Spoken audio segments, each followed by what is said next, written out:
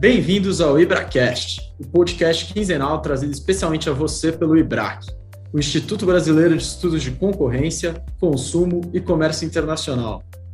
Nosso podcast vai explorar os mundos fascinantes e cada vez mais interdisciplinares do antitrust, do direito do consumidor, do comércio internacional e da regulação em sentido estrito.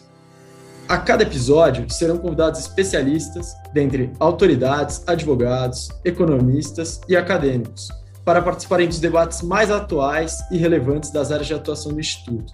Fiquem ligados e curtam o programa. Bem-vindos e bem-vindas ao Plenária Comentada de hoje, em que falaremos sobre a 192ª sessão ordinária de julgamento do Tribunal do CAD, que ocorreu no dia 10 de março. Eu sou Vivian Fraga, eu estou aqui com os nossos comentaristas oficiais do quadro, Guilherme Ribas e Flávia Chiquito, que vão comentar sobre os casos julgados e os interessantes debates do plenário. Para dar um cenário inicial para vocês sobre a pauta, ela contava com 3 itens: um julgamento de embargos de declaração do ato de concentração envolvendo a Claro, Telefônica, TIM e Oi, e 2 PAs, um no cartel internacional de transporte marítimo, realizado pelos navios do tipo roll-on e roll-off, e o outro caso era o caso que havia sido retirado de pauta na última sessão e que envolvia condutas anticompetitivas nos mercados de resinas para revestimentos e também para as resinas de compósito.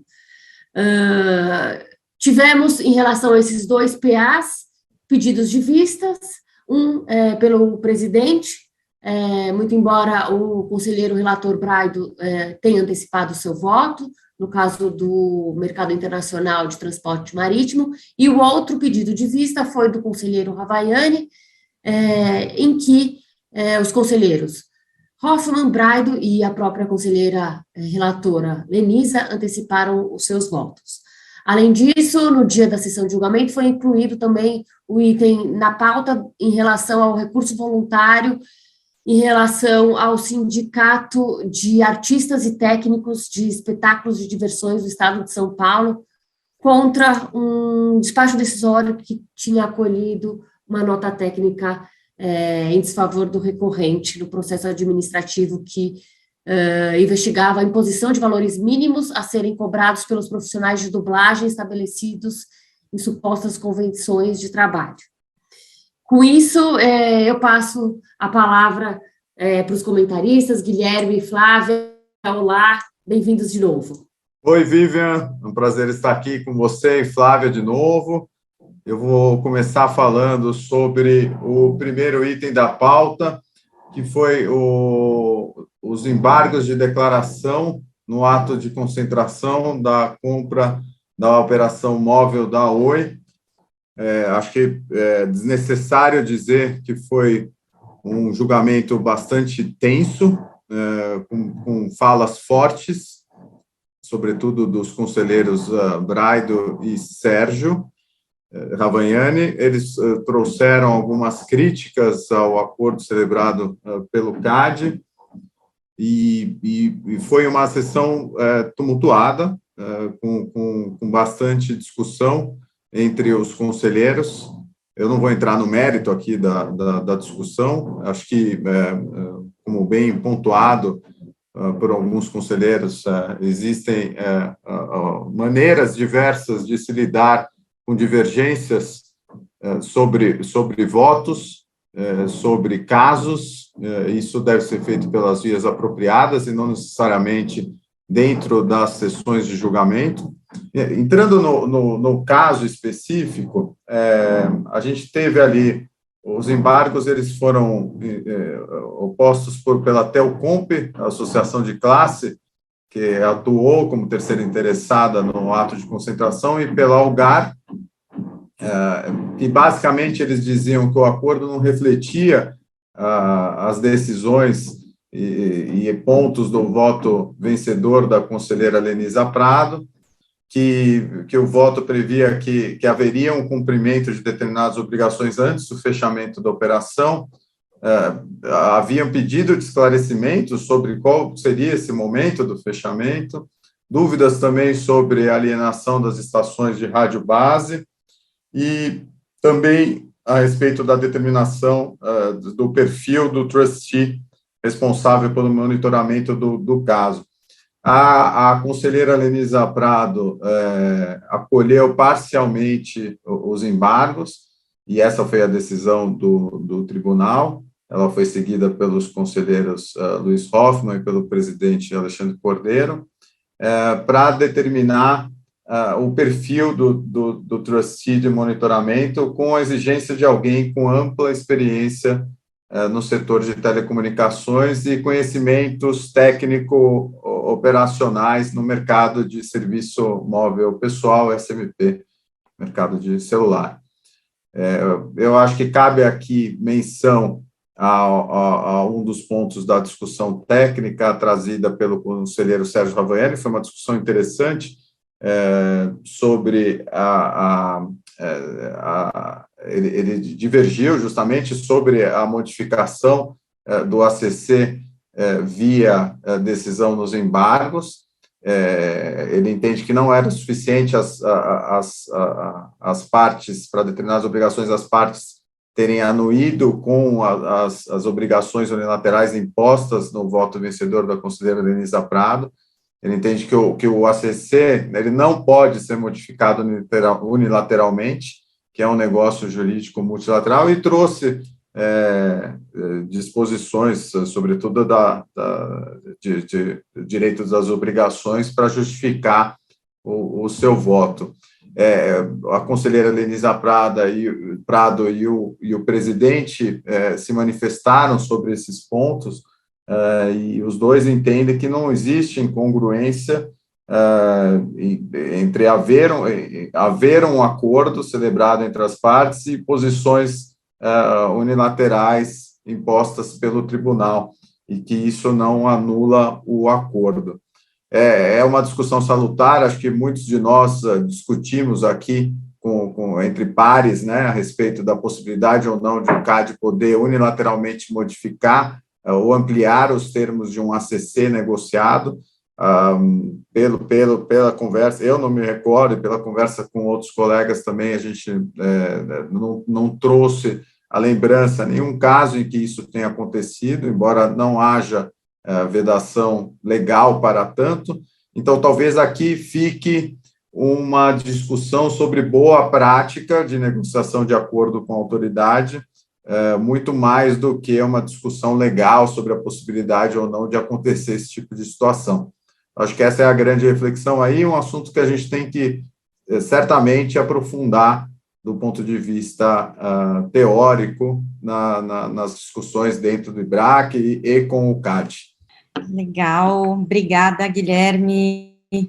Um prazer estar aqui novamente com vocês, Vivian.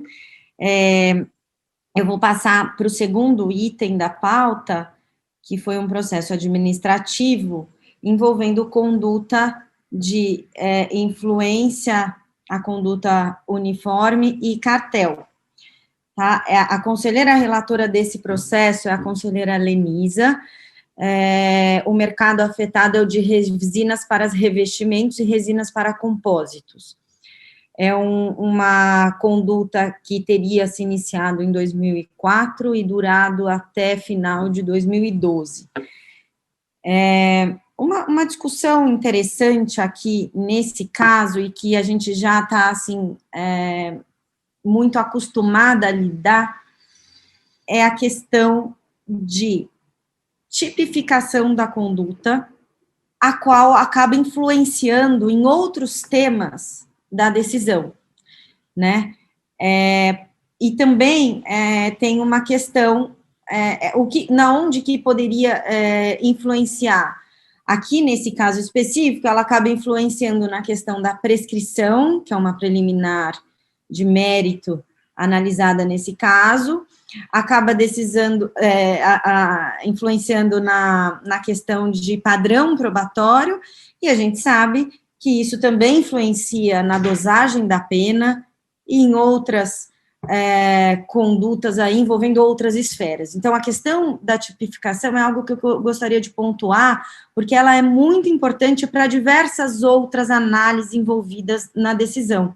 Então, nesse caso específico, a conselheira Lenisa, ela votou pela caracterização da prescrição da pretensão punitiva em favor de Lupércio Sovarelli, por conta de sua idade de 70 anos. Ela considera que teve a prescrição porque ele saiu da empresa em 2006, e o processo foi instaurado 8 anos depois, caindo pela metade o prazo prescricional, e o prazo que ela considerou de 12. Teve uma divergência nesse ponto do conselheiro Hoffmann, que ele entende que, apesar de ter considerado a prescrição, ele entende que a prescrição cabível, na verdade, a prescrição cabível que ele considera é a de 12 anos, porque ele fala que independe se você está falando de conduta de cartel ou influência, que ambas, no fim do dia, configuraria cartel, inclusive no âmbito criminal. Então, ele diverge nesse ponto da Lenisa, acho que até corrigindo a minha fala, a Lenisa, ela não considerou a prescrição, nesse caso, como sendo de 12 anos, tá? Mas, de todo jeito, incidiria a prescrição. Então, essa foi a divergência do Hoffmann, e aí tem uma questão bastante interessante no voto da conselheira relatora, envolvendo o padrão probatório. Então, ela analisa algumas questões envolvendo alguns representados, pessoas físicas ou jurídicas, sobre o padrão probatório. Então, ela acaba determinando o arquivamento em relação a algumas pessoas físicas, porque, embora haja documentos em que essas pessoas estão envolvidas, ela diz que essas pessoas não participaram efetivamente das discussões envolvendo o conluio. Então, ela acaba arquivando o processo em relação a determinadas pessoas e em relação a uma empresa que ela entende que não tinha o poder de influenciar nos preços. E aí, daí decorre a divergência também do Hoffmann, porque ele entende que sim, a empresa teria condições de influenciar nos preços. Então, tem uma discussão interessante em relação ao padrão probatório, que foi retomada pelo conselheiro Hoffmann, que emitiu um voto divergente, então ele diverge em relação à prescrição e ele diverge em relação à tipificação da conduta, e ele diverge em relação à condenação dessa empresa e seus funcionários, porque ele entende que sim, essa empresa tinha condições de influenciar nos preços. Então, tem uma análise bastante interessante de provas, tá? O Hoffmann foi acompanhado pelo Braido, na integralidade, no seu voto de divergência, e, por fim, imagino que houve o pedido de vistas do conselheiro Ravaiani em razão da questão colocada pela conselheira Lenisa de que a condenação de pessoas físicas não administradoras não deve ocorrer, que acho que é um pouco aquela discussão que o Sérgio encabeçou, né, de que pessoa física não administradora não deve ser multada, não deve ser condenada no âmbito desses casos de cartel. Isso já foi tema debatido com o conselheiro em uma dos Ibracasts do ano passado. Ele colocou lá todo o racional do seu entendimento sobre isso, e ele pediu vistas, imagino que para tratar desse tema específico, que é algo ainda não sedimentado nas opiniões do plenário.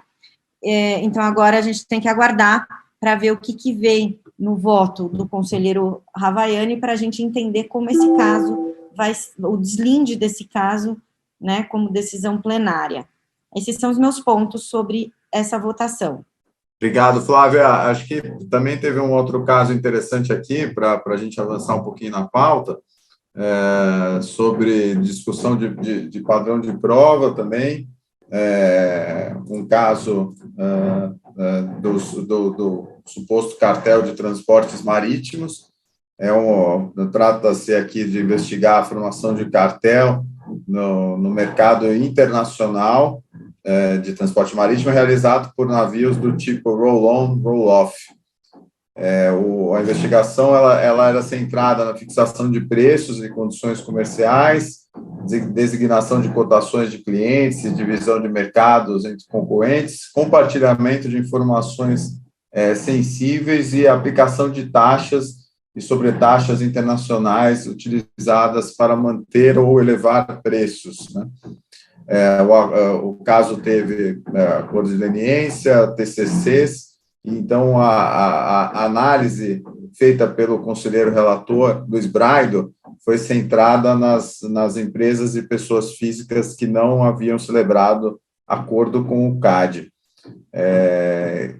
No final aqui da análise dele, em que ele passa detidamente pela sua avaliação do conjunto probatório com relação a essas pessoas investigadas, ele decidiu pela condenação das duas empresas e por uma pessoa física, não administrador, e sugeriu o arquivamento, decidiu pelo arquivamento em seu voto de outras pessoas físicas, que, embora houvesse inúmeras menções nos acordos celebrados com o CAD, não haviam em sua visão documentos suficientes para comprovar a sua participação.